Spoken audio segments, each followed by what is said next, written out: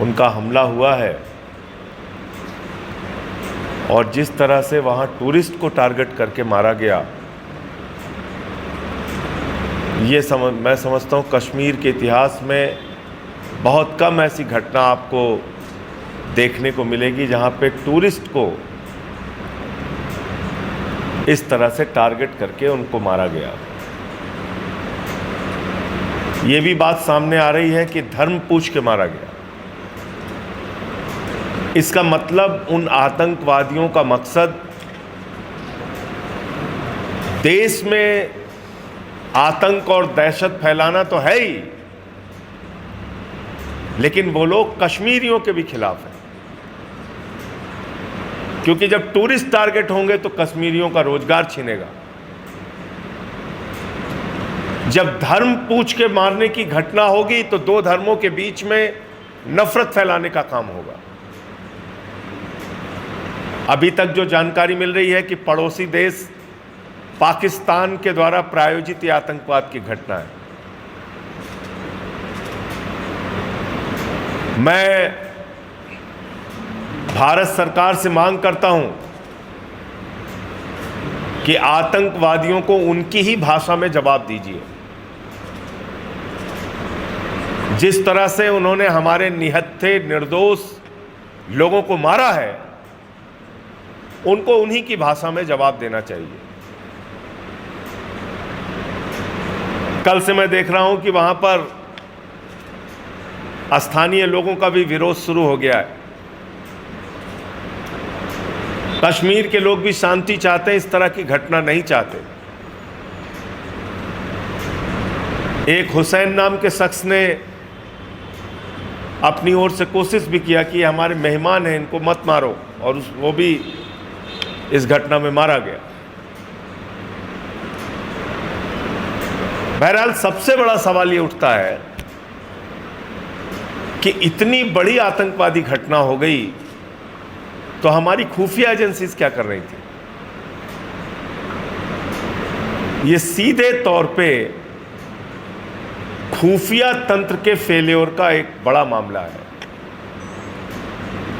एक क्षेत्र में 2000 से ज़्यादा पर्यटक हैं, वहाँ आतंकवादी पहुँच जाते हैं, गोलियों से भून के 28 पर्यटकों को जान से मार देते हैं। उनके जवाब में कार्रवाई करने के लिए सेना की तैनाती थी या नहीं थी?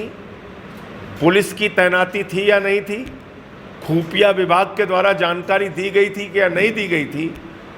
ये कई सारे प्रश्न हैं जिसका जवाब केंद्र सरकार को और वहाँ के एलजी महोदय को, क्योंकि पुलिस उनके अधीन आती है, अभी भी वो यूटी है, तो उनको इसके बारे में जानकारी देनी चाहिए। प्रधानमंत्री जी भी अपना दौरा छोड़ के बीच में आ गए हैं, गृह मंत्री जी भी वहाँ पहुँच गए हैं। मैं केंद्र सरकार से मांग करता हूँ कि आप सभी दलों को विश्वास में लीजिए और एक विपक्षी दलों की बैठक बुला के इस पे आप क्या कार्रवाई कर रहे हैं या पूरी घटना क्या हुई है, कैसे हुई है, कहाँ फेलियर हुआ है, उसकी जानकारी देश के विपक्षी दलों को और उनके नेताओं को भी सरकार दे। और जो भी आप कार्रवाई करना चाहते हैं, इनको मुंहतोड़ जवाब देने के लिए, उसमें हम सब लोग आपके साथ हैं। लेकिन प्रश्न उठता है, जब हम लोगों ने बार बार कहा, चिल्ला चिल्ला कर कहा कि पैसे को प्राथमिकता मत दीजिए, भारत की सेना इस राष्ट्र का गौरव है, सेना की भर्ती में कोई हिला हवाली मत कीजिए। हमने बार बार इस बात को कहा कि सेना की संख्या कम मत कीजिए। कोई नेता जाके वहां पे बंदूक लेके भारत की सीमाओं की सुरक्षा नहीं करता, हमारे जवान करते हैं, वो लड़ते हैं वहां पे रहकर। लेकिन आपने 1,80,000 सैनिक भारत की सेना से कम कर दिए। 3 साल कोरोना में आप भर्ती नहीं कर पाए, कोई बात नहीं, उसके बाद आप भर्ती कर ले। लेकिन एक तरफ आपने 1,80,000 सेना के जवानों की संख्या कम कर दी, दूसरी तरफ आप 4 साल के अग्निवीर की योजना लेके आ गए।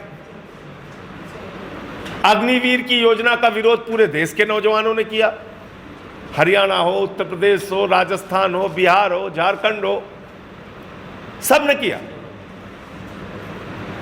कि भाई जवानों के जिंदगी के साथ खिलवाड़ मत कीजिए, और ये 4 साल की नौकरी के बजाय जैसे उनकी भर्ती होती थी उस तरह से उनकी भर्ती की जाए। लेकिन आप नहीं माने, हमने बार बार आपसे कहा। तो लोग अपनी जरूरतों को कम करके भी